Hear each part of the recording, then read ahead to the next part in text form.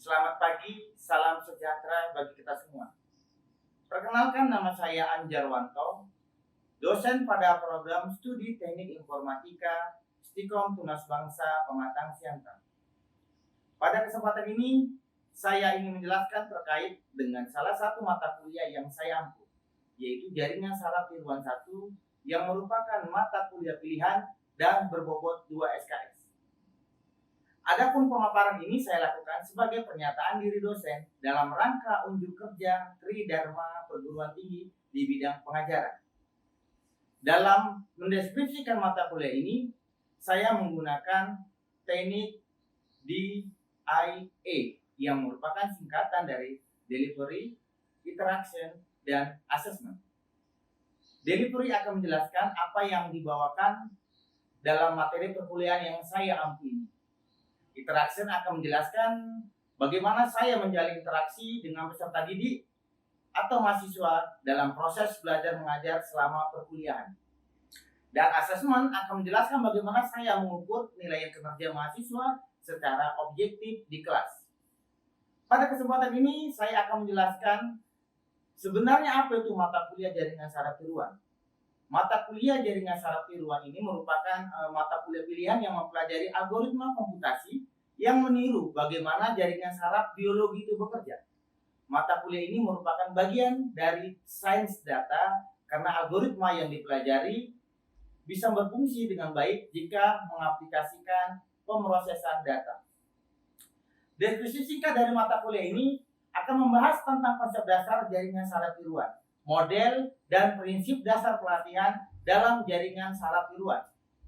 Algoritma jaringan saraf tiruan dalam penyelesaian masalah sederhana seperti algoritma HEP, perceptron, big propagation, Adeline, Madeline, heteroassociative memory atau HM, auto associative memory atau AM, Hopfield, bidirectional associative memory atau BAM, learning factor quantization atau LPQ, dan soft organizing maps atau SOM. Apa yang saya sampaikan pada mata kuliah yang kemudian menjadi aspek delivery akan saya jabarkan berikut ini. Sebelum saya menjelaskan apa yang akan saya deliver atau bawakan dalam mata kuliah ini, tentu saya beserta tim pengajar membawakan setiap sesi pertemuan berbasis pada capaian pembelajaran, yakni berdasarkan capaian pembelajaran lulusan yang diharapkan dari program studi Teknik Informatika. Dari capaian pembelajaran lulusan yang ditetapkan oleh program studi, kemudian diturunkan menjadi capaian pembelajaran mata kuliah CPMK. Hal ini penting mengingat mata kuliah itu harus bisa sejalan untuk mendukung lulusan yang diharapkan sesuai dengan apa yang ditulis dalam capaian pembelajaran lulusan. Sehingga nantinya harus dipastikan bahwa mata kuliah ini sejalan dengan profil lulusan yang akan dihasilkan atau yang ingin dihasilkan oleh pihak program studi. Ada 9 capaian pembelajaran lulusan atau CPL dari program studi, antara lain menunjukkan sikap bertanggung jawab atas pekerjaan di bidang keahliannya secara mandiri. Ini masuk dalam kriteria S10. Kemudian yang kedua, kemampuan menunjukkan kinerja mandiri, bermutu, sistematis, dan terukur. Ini KU2. Kemudian yang ketiga, mempunyai pengetahuan dalam mengembangkan algoritma atau metode yang akan diimplementasikan dalam perangkat lunak berbasis komputer atau KU10. Selanjutnya yang keempat, kemampuan menerapkan metode dan teknologi terkini untuk mendesain dan melaksanakan eksperimen di bidang komputasi, baik pada laboratorium maupun di lapangan, dan menganalisis hasilnya atau KK2. Yang kelima, kemampuan memanfaatkan komputasi cerdas dalam proses pemecahan masalah berdasarkan analisis dan informasi pada produktif atau KK5. Kemudian yang keenam, menerapkan sains dan matematik untuk menyelesaikan masalah keteknikan atau algoritma dasar, OOP, matrik, optimasi, pembelajaran mesin atau machine learning dengan prinsip-prinsip komputasi atau P1. Yang ketujuh, kemampuan menerapkan metode komputasi secara efektif dan efisien. Ini masuk ke P2. Kemudian yang kedelapan, kemampuan menerapkan metode komputasi dalam membangun serta mengembangkan sistem informasi dan sistem cerdas atau P3. Yang kesembilan, memiliki pengetahuan yang memadai terkait dengan cara kerja sistem komputer dan mampu menerapkan berbagai algoritma atau metode untuk memecahkan masalah atau P6. Kemudian, kesimpulan berdasarkan capaian pembelajaran lulusan adalah S10, KU2, KU10, KK2, KK5, P1, P2, P3, dan P6. Berdasarkan 9 capaian pembelajaran lulusan tadi.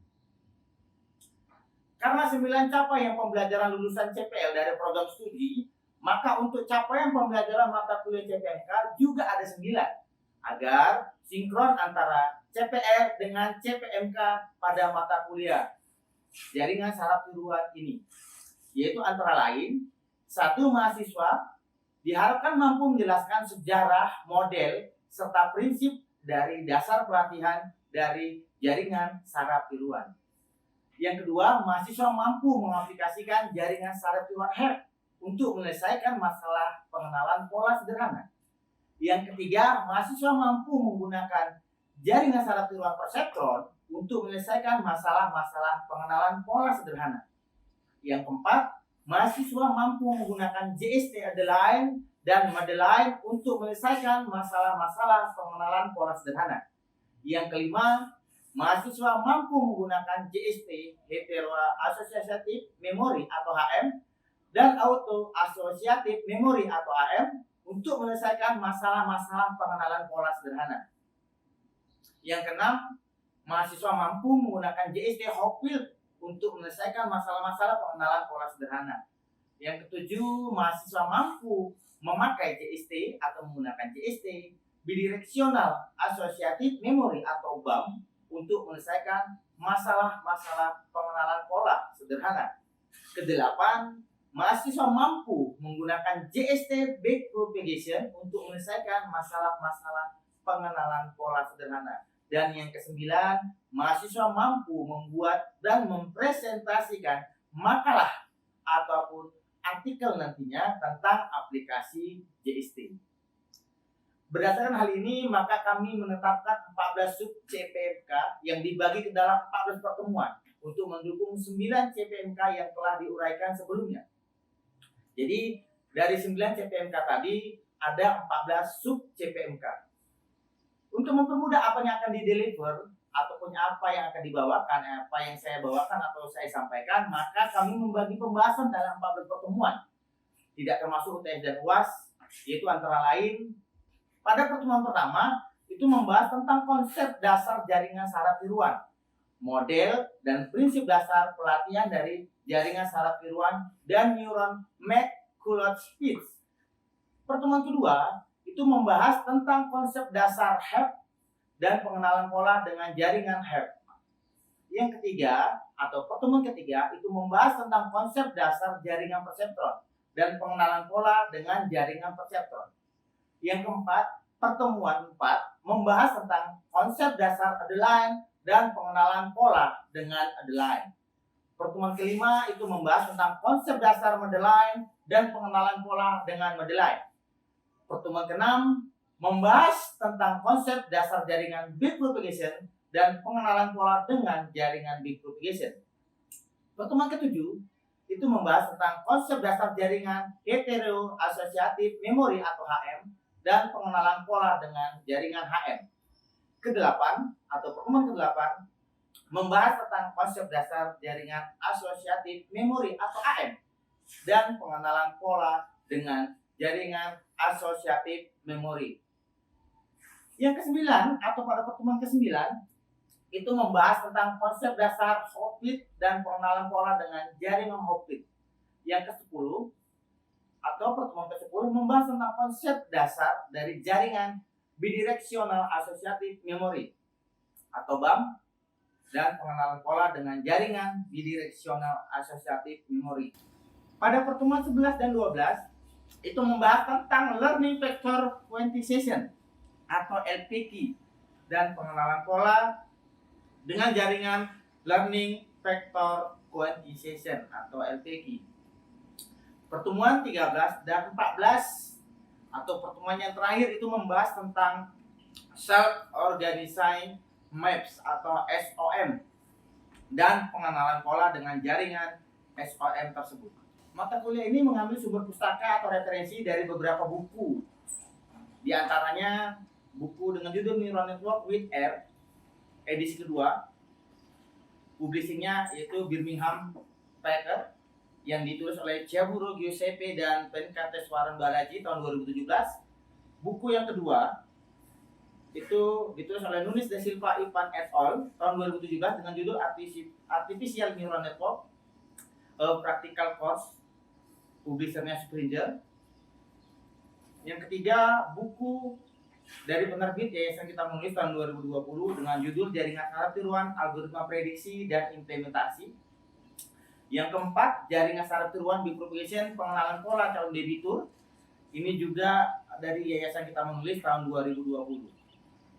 Selain itu, saya juga memberikan bahan-bahan bacaan yang bersumber dari artikel-artikel jurnal bereputasi, baik itu Scopus ataupun dari yang nasional yaitu Sinta 2 yang berhubungan dengan jaringan saraf tiruan agar mahasiswa mengetahui perkembangan terkini dari mata kuliah ataupun dari keilmuan dari mata kuliah ini dan menambah wawasan mereka agar menjadi lebih luas.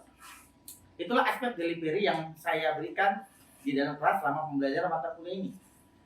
Sekarang kita akan membahas interaction atau bagaimana saya berinteraksi di dalam kelas maupun di luar kelas sehingga proses belajar mengajar pada mata kuliah ini dapat berjalan dengan baik.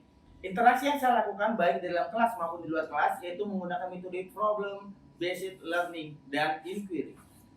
Di mana problem based learning atau PBL atau pembelajaran berbasis masalah itu merupakan metode ya untuk mengenalkan siswa pada suatu kasus yang memiliki keterkaitan dengan materi yang akan dibahas. Mahasiswa kemudian akan diminta untuk mencari solusi untuk menyelesaikan kasus dari masalah tersebut. Sedangkan inquiry yaitu kegiatan pembelajaran yang menekankan pada proses berpikir secara kritis dan analisis untuk mencari atau menemukan sendiri jawaban dari suatu masalah yang dipertanyakan.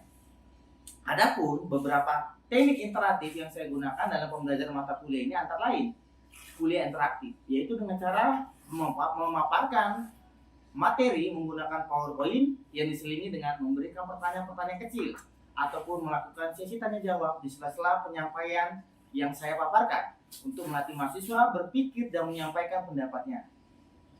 Selanjutnya saya menggunakan teknik think, pair, share, yaitu membagi mahasiswa menjadi beberapa kelompok diskusi kecil yang masing-masing kelompok terdiri dari 2 atau 3 mahasiswa yang membahas suatu isu yang kemudian mempresentasikannya. Kemudian saya juga menggunakan studi kasus yang lain yang diambil dari artikel-artikel jurnal terbaru untuk sama-sama dianalisis dan dibahas. Kemudian pembelajaran kooperatif berbasis proyek, di mana kelompok yang telah dibentuk tadi diberikan proyek real untuk membuat luaran pembelajaran berupa artikel yang akan disubmit di jurnal nasional ataupun dipresentasikan di seminar nasional berdasarkan materi yang telah diajarkan kepada mahasiswa. Kemudian platform teknologi yang digunakan pada mata kuliah ini untuk meningkatkan efektivitas ataupun interaksi dari mahasiswa adalah dengan memanfaatkan grup WhatsApp ataupun Google Classroom dan Zoom Cloud Meeting. Dengan ini maka saya memberikan pengalaman belajar kepada mahasiswa dengan cara menitik beratkan interaksi pada proses partisipasi aktif mahasiswa itu sendiri, di mana dapat memberikan pemahaman lebih mendalam terhadap mahasiswa dan memberikan frekuensi pemahaman ilmu yang lebih besar dari penyampaian mata kuliah yang saya berikan. Kemudian kita berlanjut ke aspek asesmen. Aspek asesmen ini yaitu bagaimana cara saya menilai mahasiswa dalam pembelajaran mata kuliah jaringan saraf tiruan ini. Bagaimana cara menilai mereka itu secara objektif, seobjektif mungkin sesuai dengan kemampuan dan kesungguhan mereka dalam mengikuti dan memahami materi pembelajaran yang telah saya berikan. Sebelum memulai pembelajaran ini, saya telah memberikan informasi sebelumnya ya di awal pertemuan kepada para mahasiswa mengenai poin-poin apa saja yang menjadi penilaian dari awal hingga akhir perkuliahan ini.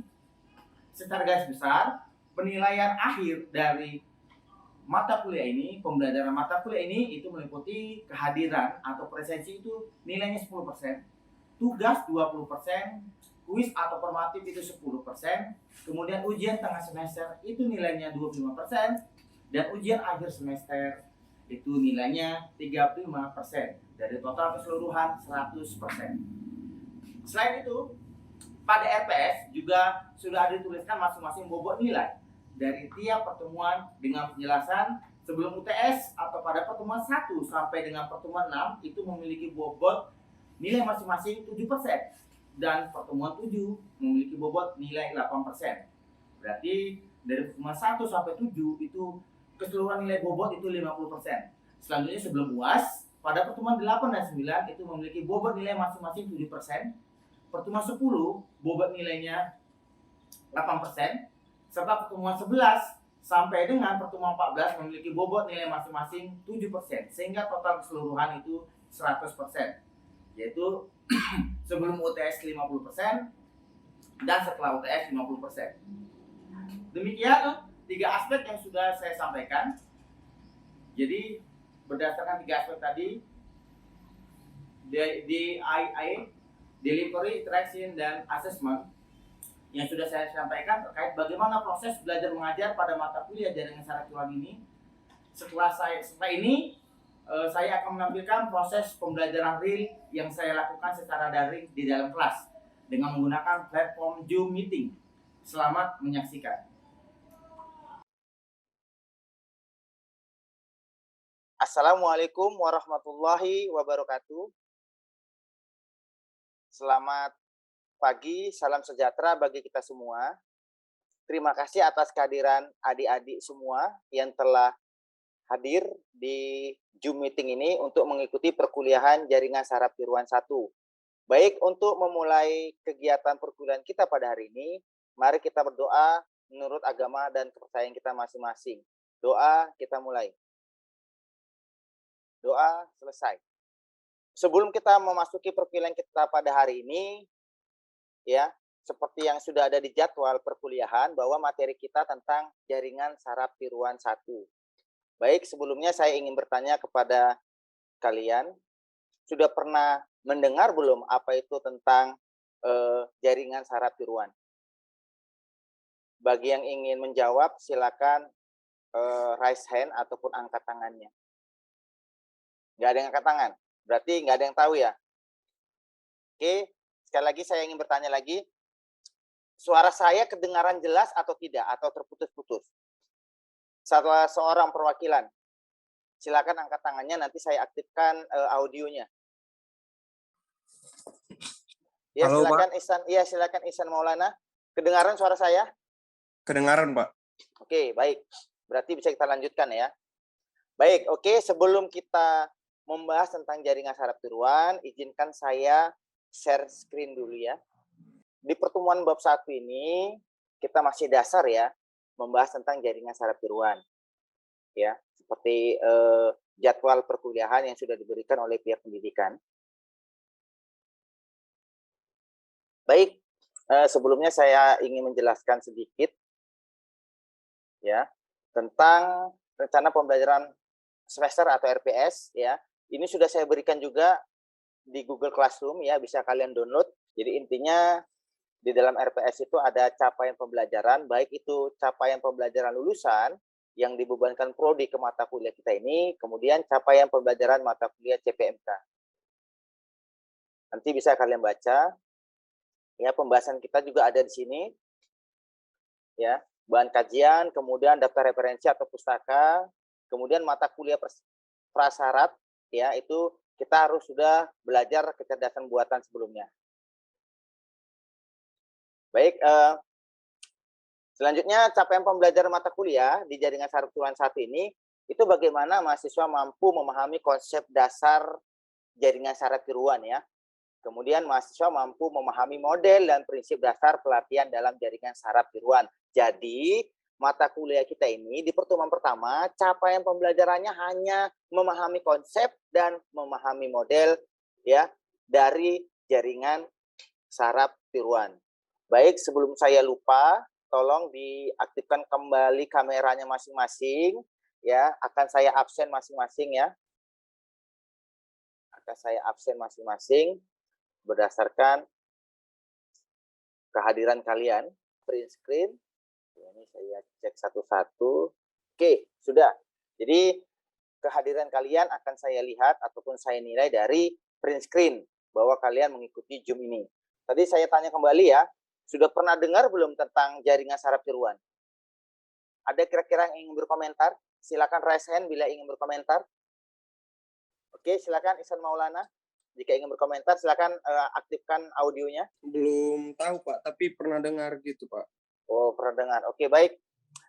Saya jelaskan sedikit bahwa jaringan saraf tiruan itu merupakan cabang ilmu dalam ilmu komputer ya, khususnya di bidang teknik informatika ya, khususnya di bidang teknik informatika itu yang mengadopsi jaringan saraf manusia. Jadi intinya jaringan saraf tiruan itu adalah mengadopsi jaringan saraf manusia ya, tapi diterapkan ke dalam teknologi. Jadi meniru kecerdasan manusia dan diimplementasikan ke dalam teknologi. Jadi meniru jaringan saraf manusia secara biologis. Ya, kemudian jaringan saraf tiruan dalam ilmu komputer itu digambarkan melalui model matematika. Yang akan kita bahas selanjutnya. Ya, untuk 3 istilah utama dalam jaringan saraf tiruan itu antara lain ya, jaringan saraf tiruan itu memiliki 3 istilah utama. Yang paling penting lah ya, komponen pokok dari jaringan saraf tiruan itu ada 3, yaitu ada neuron yang merupakan unit pemroses informasi, kemudian ada bobot yang merupakan indikator ya, yang memiliki penghubung neuron yang akan memperkuat atau memperlemah sinyal ya. Kemudian ada output atau hasil luaran dari pemrosesan informasi. Nanti bisa kita lihat dari gambar. Ya, ini ada contohnya. Ya, jadi ini ada neuron. Kemudian ini X ini adalah inputan, ya, inputan. Neuron yang diinput, neuron itu data yang diinput, masukan ya. Kemudian ini bobotnya. Bobotnya dia tetap ada bobot di tengah, kemudian ada hasilnya. Seperti itu. Ya, kemudian bisa dijelaskan bahwa gambar 1 merupakan arsitektur dari jaringan saraf tiruan. Itu yang paling sederhana sekali. Gambarnya seperti tadi. Nah, ini seperti ini. Ya. Kemudian yaitu adalah output yang menerima input dari neuron X1, X2, dan X3. Jadi X1 itu adalah neuron inputan, X2 juga neuron inputan, X3 juga neuron inputan. Ya. Jadi di dalam jaringan saraf tiruan ada 3 unsur ya. Ada input layer, input, kemudian ada hidden layer. Hidden layer ini bobot ya. Kemudian ada output layer yaitu Y. Ya, jadi ada input layer, layer masukan, hidden layer, layer tersembunyi, kemudian ada output layer atau Y kalau di sini simbolkan. Jadi ini sehingga rumus utamanya seperti ini persamaannya. Ya, bisa dilihat. Kemudian jaringan saraf tiruan dibagi menjadi 2 secara umum ya, yaitu ada layar tunggal, lapisan tunggal, dan lapisan majemuk ya. Seperti yang tadi saya katakan, X ini adalah input, neuron yang diinput, W ini adalah bobot, Y ini adalah outputnya. Ya. Jadi layar tunggal itu yang menghubungkan input neuron dengan masing-masing output. Jadi hanya input, bobot, output. Itu kalau yang layar tunggal. Sedangkan yang kedua itu adalah jaringan layar jamak. Ya, kalau sudah jamak berarti banyak. Ya, kalau tadi, kalau kita bisa lihat di gambar yang 2 tadi, itu bobotnya hanya 1 saja. Letaknya di tengah. Ada input, bobot, ada output. Sementara untuk jaringan layar jamak, ya, atau multi layer network, ada input, ada bobot, bobotnya juga ada 2 fase ya. Fase pertama ini setelah input, ya. Kemudian fase kedua sebelum output. Z ini adalah bias, ya. Z ini adalah nilai bias. Jadi kalau layar jamak ada input, ada bobot, ada bias. Bias itu yang menentukan mau kemana dia. Seperti kalau kita memiliki cermin ya. Kalau ada cahaya yang masuk, dia biasanya bias. Nah, kalau cahaya bias itu berarti berubah arah dia. Karena bias tadi. Jadi kalau layar jamak ada bias.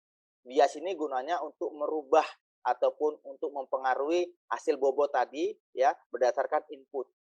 Jadi bobot ini tadi dipengaruhi oleh bias. Kalau layar tunggal tadi tidak ada bias. Kemudian fungsi aktivasi. fungsi aktivasi di dalam jaringan saraf tiruan itu secara umum ada 3, yaitu fungsi threshold ya, atau batas ambang. Kemudian ada fungsi sigmoid, ya. Kemudian ada fungsi identitas, ya. Kalau fungsi threshold tadi, ya, threshold tadi itu tidak bernilai 0 atau 1. Berarti kalau tidak bernilai, ya, tidak bernilai 0 atau 1, berarti tidak boleh nilainya antara 0 dan 1. Berarti boleh dengan nilai yang lain ya, min 1 atau 1 ya. Itu dia. Kemudian kalau fungsi sigmoid, yaitu memiliki nilai antara 0 dan 1. Berarti nggak boleh 0 dan 1. Berarti 0, sekian, sekian, sekian, sekian. 0,01, 0,1 ataupun 0,00001 sampai 0,9. Itu batasnya. Jadi nggak boleh 0 sampai 1. Kemudian ada fungsi identitas. Ya, fungsi identitas ini dipakai untuk output jaringan yang merupakan bilangan real. Bukan pada ring antara 0 dan 1 ataupun min 1 dan 1, berarti di luar ini. Nanti seiring berjalannya waktu akan lebih jelas karena kita nanti akan banyak contoh-contoh soal yang akan saya berikan dan kita akan coba membedah beberapa artikel-artikel jurnal yang menggunakan fungsi-fungsi seperti ini. Nah, ini gambar jaringan yang menggunakan bias ya. Tadi X itu adalah input. Ini bias masuk. Nah, kemari kemudian output. Ya, jadi W itu bobot, kemudian bias, Z itu ya. Kemudian disimbolkan dengan B, kemudian ada outputnya. Selanjutnya pembahasan kita tentang neuron McCulloch speech ya. Neuron ini seperti yang saya katakan tadi, neuron itu bisa berupa input, bisa berupa bobot, bisa berupa output ya. Jadi yang dimasukkan di dalam jaringan saraf tiruan itu berupa neuron-neuron ya. Neuron-neuron itu bagian dari saraf. Ya, jadi neuron-neuron. McCulloch speech ini merupakan jaringan saraf tiruan juga, tapi yang paling sederhana. Yang paling dasar ini McCulloch speech ya. Ya, jadi tahapan dalam McCulloch speech ini itu bagaimana memodelkan jaringan sesuai dengan input, bobot, threshold yang diberikan. Yang kedua, melakukan proses perhitungan net yang dilakukan dengan perkalian input dan bobot. Yang ketiga, nilai output dari jaringan, nilai fungsi aktivasi dari net ini secara matematis ditulis Y sama dengan F net. Ini fungsi umumnya, ya. Fungsi umumnya. Ya, Y itu adalah outputnya, F itu tadi fungsinya, ya. F itu fungsi, net itu jaringannya. Oke, sampai sinilah pertemuan kita karena ini masih dasar, kita tidak terlalu panjang lebar, ya. Untuk pertemuan berikutnya nanti akan kita bahas materi yang berbeda. Baik, kira-kira dari pertemuan kita ini ada yang ingin ditanyakan? Masih bingung kira-kira? Ya, Muhammad Mahendra? Bingung, Pak.